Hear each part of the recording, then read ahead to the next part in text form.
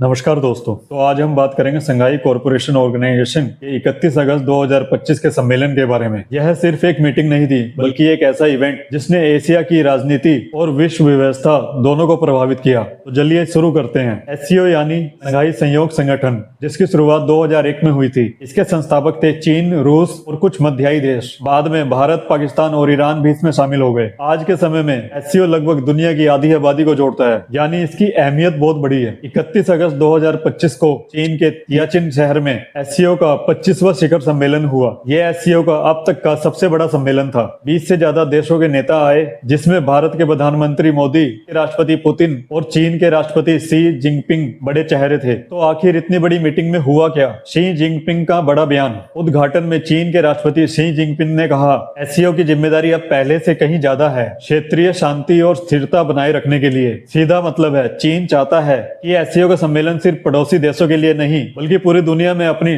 शांति दूत वाली इमेज बनाने के लिए करे। भारत चीन मीटिंग, लेकिन सबसे दिलचस्प पल था जब नरेंद्र मोदी और शी जिनपिंग मिले। दोनों ने कहा, हम दुश्मन नहीं, विकास के पार्टनर हैं। यानी बॉर्डर पर तनाव नहीं, साथ मिलकर आगे बढ़ना चाहिए। मोदी जी ने साफ कहा, हमारे रिश्ते को किसी तीसरे देश यानी अमेरिका की नजर से ना देखो। ये एक तरह से मैसेज था कि भारत अपनी राजनीतिक स्वतंत्रता बनाए रखना चाहता है। भारत का इन्विटेशन। मोदी जी ने चीन को 2026 में भारत में ब्रिक्स सम्मेलन में आने का न्योता दिया और चीन ने इसे खुशी खुशी स्वीकार किया। अब सवाल है, इसका मतलब क्या है? क्या चीन चाहता है कि वो एससीओ का इस्तेमाल करके अमेरिका को बैलेंस कर दे? भारत चाहता है कि चीन से तनाव कम हो और व्यापार बढ़े, लेकिन बिना किसी शर्तों के। और रूस तो खुश है, ये मंच उसको अलग थलग होने से बचाता है। तो कुल मिलाकर 31 अगस्त को यह सम्मेलन सिर्फ फोटो खिंचवाने के लिए नहीं था, ये एशिया के पावर बैलेंस को रीशेप करने की कोशिश थी। तो दोस्तों, यही था एससीओ 2025 का पूरा हाल। आपको क्या लगता है, क्या भारत और पाकिस्तान वाकई आपसी दुश्मनी मिलाकर दोस्त बन सकते हैं, या ये सिर्फ एक राजनीति का खेल है?